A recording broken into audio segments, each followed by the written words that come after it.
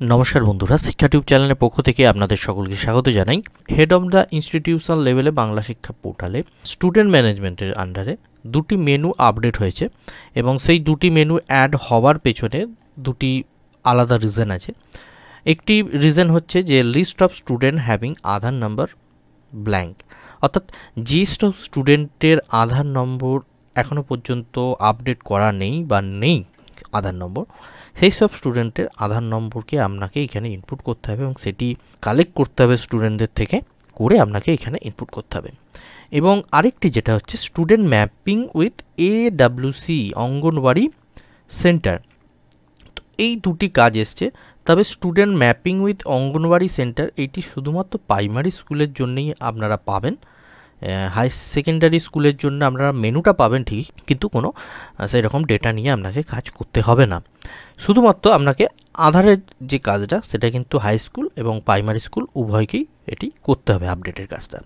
তো আমি আধারের কাজটা কিভাবে করবেন একটু দেখাই। এখানে শুধুমাত্র আপনাকে লিস্ট দিয়ে দেওয়া হয়েছে, আপনারা এখানে ক্লিক করবেন,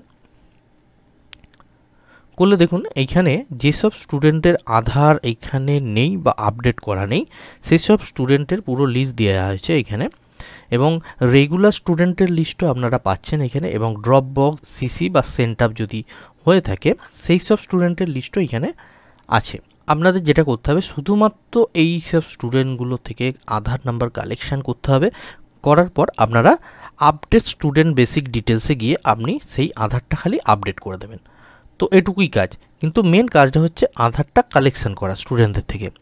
এবং যদি কোনো স্টুডেন্টের আধার না থাকে সেক্ষেত্রে কী স্টেপ নিতে হবে বা কী করণীয় সেটা অবশ্যই আপনার ডিআই অফিস অথবা এসআই অফিস থেকে আপনারা সেই ইনফরমেশানটা আপনারা পেয়ে যাবেন। তবে এইখানে যেভাবে লিস্টটা দেওয়া আছে খুব হ্যাপাজারলি সমস্ত ক্লাসকে মিক্স করে, তো আপনারা একটু যদি পারেন আপনারা ডাউনলোড স্টুডেন্ট ইনফরমেশানে যাবেন, যাওয়ার পর এইখানে ক্লাস সেকশান দিয়ে দেবেন, ডাউনলোড এক্সেল।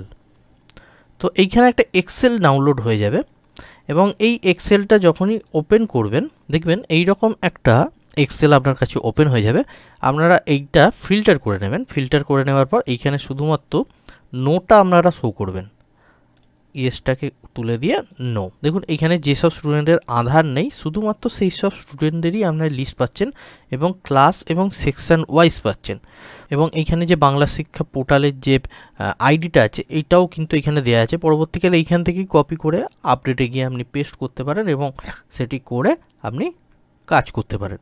ফলে এইভাবে ডেটাটা কালেকশন করা মনে হচ্ছে আমার কাছে সোজা, তো এইটা একটু ট্রাই করবেন।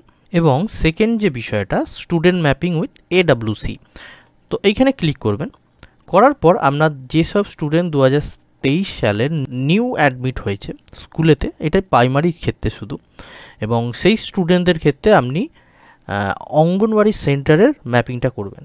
তো এখানে কি করবেন, যে নিউ অ্যাডমিশন হয়েছে সেই লিস্টটা আপনি পাবেন। দেখুন এখানে 9 জন এবং এখানে 4 জন।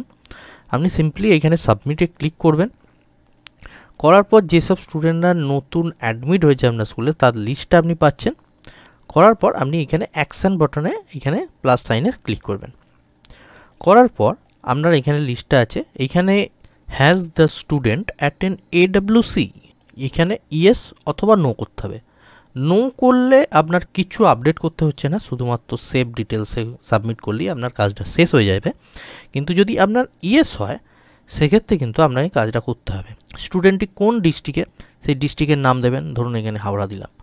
করার পর প্রজেক্টটা চলছে সেটা এখানে আপনি পাবেন। করার পর এইখানে সেক্টরের নাম দিতে হবে, করার পর আপনি এখানে অঙ্গনওয়াড়ি সেন্টারের নামও পাবেন।